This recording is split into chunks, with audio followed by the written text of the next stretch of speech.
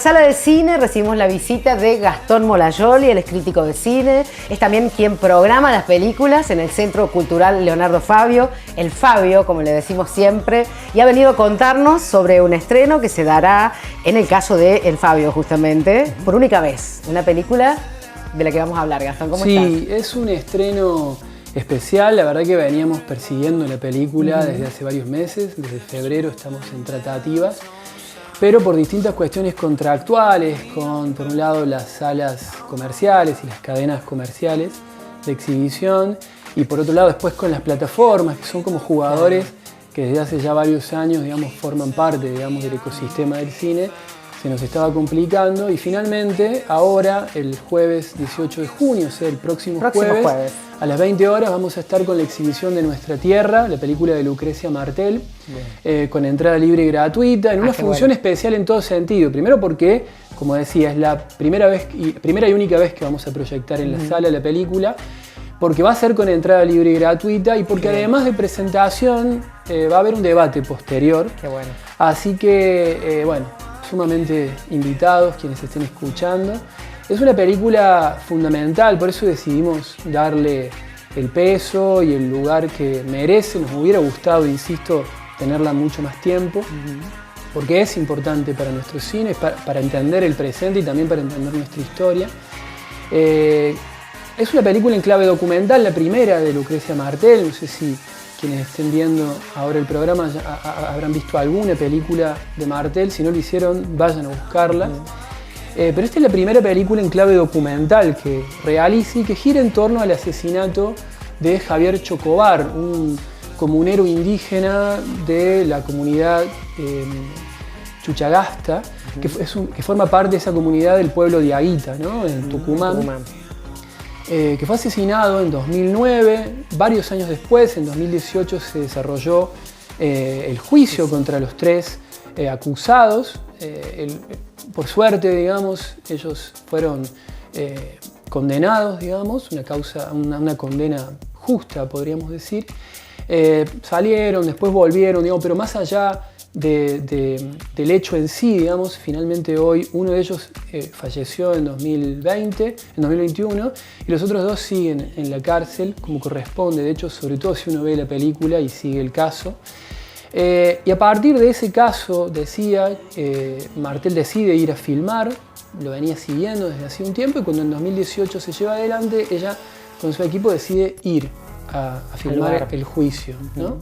Lo que hace para mí es maravilloso en muchos sentidos. No es un documental clásico, aunque tiene elementos fácilmente reconocibles dentro de lo que entendemos habitualmente como documental, pero hace varias cosas que desmarcan la película de ese orden y nos inscriben dentro de una poética al mismo tiempo, ¿no?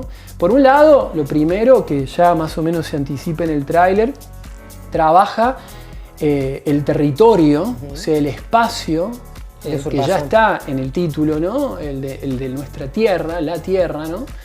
Desde el principio, desde unas imágenes satelitales y después imágenes construidas con drones, que hoy en el cine siguen siendo como un tabú. No está tan bien visto usar drones para una película, como que no, en términos estéticos suele impugnarse y de repente, bueno, viene Lucrecia Martel, la mayor cineasta argentina viva, y los utiliza con mucho criterio, porque vemos ese espacio, vemos las características de ese valle, ¿no?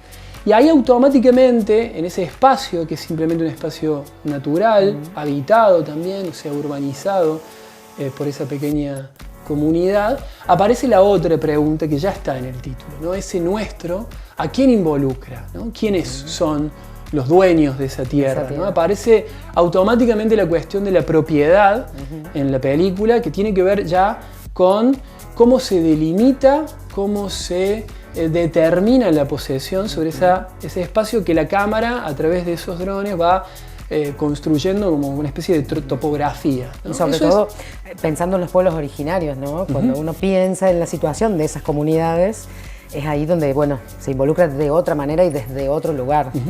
Ese no, es una primera pregunta, una primera gran pregunta que la película se hace, digamos. ¿Quién es el dueño de esa tierra? Y segundo, que va de la mano, es cómo se determina la propiedad sobre esa tierra, ¿no? Si es una propiedad ancestral, si es una propiedad que está ligada a el discurso jurídico muy ligado a la república colonial, ¿no? Eso empieza a aparecer como muy claramente. Y ya en el juicio, que Martel filma, digamos, con mucha, y monta sobre todo, edita después con mucha maestría y desentrañando todo el tiempo algunos signos de una manera muy, muy sutil que aparecen ahí a través de la palabra, a través de la mirada, vamos viendo que no es una disputa, la disputa por la propiedad de ese territorio no es una disputa simétrica, digamos, ¿no? Todo el tiempo se percibe y se experimenta en la película esa desigualdad que es propia de un pensamiento, el de Martel, un pensamiento decolonial, claro, ¿no? Porque la voz, tal cual como circula, digamos, circula sobre todo del lado de los blancos, del lado de los que vienen después, no del lado de los que vienen habitando esos territorios y otros tantos en Argentina desde hace siglos, ¿no? Eso por un lado, ¿no? La palabra jurídica que aparece ahí, está de la jueza, de los abogados defensores, de los 3 imputados, incluso de quienes brindan su testimonio, digamos, son realmente... No hace falta opinar demasiado, intervenir demasiado en el entramado mismo de la película por parte de Martel como para que el espectador pueda leer esa desigualdad y esa asimetría, ¿no? Por un lado está eso, ¿no? Digo, la palabra. Y por otro lado también la mirada. Hay algo que hace que es muy, muy hermoso Martel a lo largo de la película, tanto en el juicio como en un momento que en el mismo proceso judicial se le dedica a la reconstrucción del hecho, ¿no? Se vuelve al lugar de los acontecimientos y tanto los imputados como los miembros de la comunidad intentan reconstruir cómo fue que tal o cual dispara, por qué, cómo se dio el enfrentamiento, quién provocó a quién tenía arma y quién no tenía arma y demás. Incluso en esos momentos aparece esa desigualdad, pero ya no desde la palabra, como sí sucede en otros momentos, sino desde la mirada, ¿no? Claro, la no palabra. Porque el mismo, esa especie de comunicación no verbal que podríamos llamar, ¿no? Y que habitualmente, digamos, identificamos de ese modo, el blanco, el imputado, el perpetrador, el que se inscribe dentro del discurso colonial, mira, ¿no? Mira de frente, mira de manera altiva, como desafiando, ¿no? Y los miembros de la comunidad Chuchagasta en el juicio, en la reconstrucción, siempre están, pareciera, apocados, siempre están mirando hacia abajo, siempre en silencio, ¿no? Como escrutando la cámara, escrutando a quien observa, ¿no? Como dando testimonio de lo que pasó, ¿no? Totalmente. Y al mismo tiempo instalando una pregunta, ¿no? La pregunta por, insisto, la propiedad, la pregunta por la historia, la pregunta por toda la barbarie que cimienta eso que llamamos civilización, ¿no? Y todo esto creo que además Martel lo hace desde un lugar que reconoce, ni siquiera le otorga una dignidad, reconoce la dignidad que ya de por sí está en los miembros de la comunidad que están ahí tratando de que se haga justicia luego de que asesinaron a su líder, ¿no? El líder de la comunidad. Es una película impresionante, por momentos vemos también, bueno, ahí vemos algunas imágenes de la reconstrucción del hecho, este es el principal, y acá vemos, ¿no? Un ejemplo de esas miradas, que son miradas pareciera espectatoriales, pasivas, pero no, es una mirada que está todo el tiempo como escrutando, interrogando, cuenta, ¿no? Interpelando, ¿no? Sí, fíjense ese plano, ¿no? Claro. Con la joven miembro de la comunidad con la bandera argentina.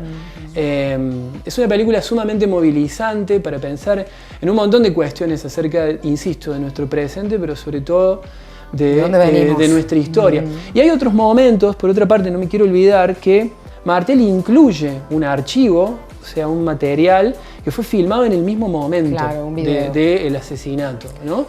Por supuesto, hay una primera parte en donde algo se puede ver, hay otro momento en donde se desarrolla el enfrentamiento, donde la cámara apunta para cualquier lado y con lo cual hace imposible que ese documento se convierta en una evidencia, ¿no? En una prueba dentro del juicio, pero al mismo tiempo se convierte en términos estéticos también en una evidencia. Ahí sí, en una evidencia de que hay alguien invadiendo un territorio, hay alguien provocando a quienes habitan ese territorio de manera pacífica. y hay alguien que es el que lleva el arma y finalmente dispara, ¿no? Entonces, me parece que es una película sumamente compleja para conversar, para discutir, para ver y rever. Ojalá que puedan acercarse el jueves, insisto, 18 de junio, a las 20 horas. Vamos a estar presentando la película, viendo dialogando la película y luego, ¿no?, intercambiando bueno, pareceres, ideas, impresiones en torno a la película.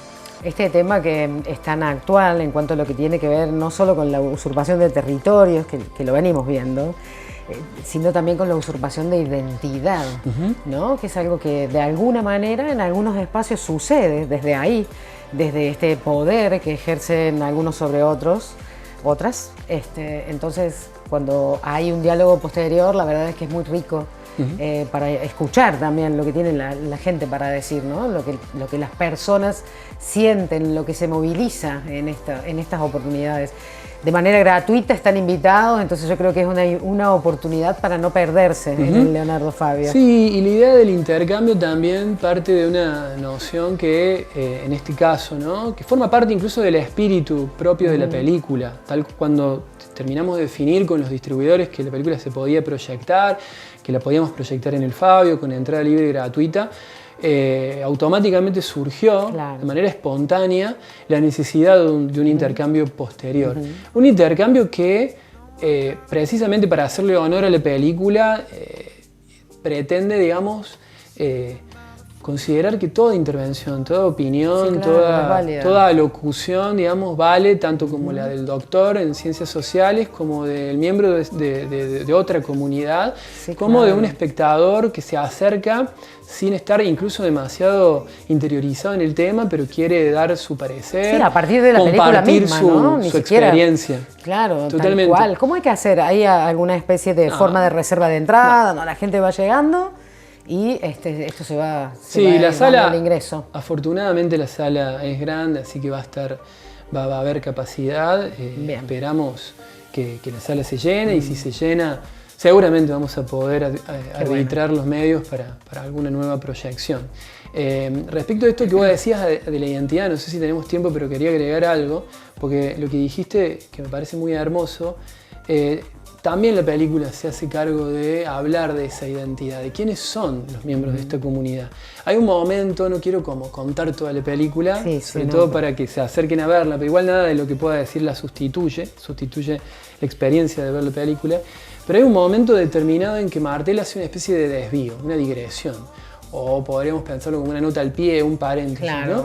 Porque de repente nos empezamos a enterar de la historia de vida de algunos de los miembros de la comunidad. O sea, ella le da espacio a algunos de ellos para que cuenten cómo es el vínculo, claro, cómo se construyó de algún modo esa pertenencia. Algunos incluso nacieron por fuera de la comunidad, vivieron en Buenos Aires un tiempo, trabajando como albañiles o de cualquier otra cosa, y después de repente volvieron y al volver sintieron la necesidad de formar parte de la comunidad porque había algo que los llamaba, algo que podríamos llamar como, no sé, el despertar de una raíz, ¿no? Claro. Es muy, muy bonita la película, ojalá que, bueno, eso, puedan acercarse. Bueno, muchísimas gracias, Gastón, por traernos esta invitación. Yo creo que la difusión siempre ayuda a que estos temas convoquen. Es muy interesante poder estar allí y poder interactuar después en esta charla que se va a dar posteriormente. Es muy enriquecedor en general para nuestra comunidad también, así que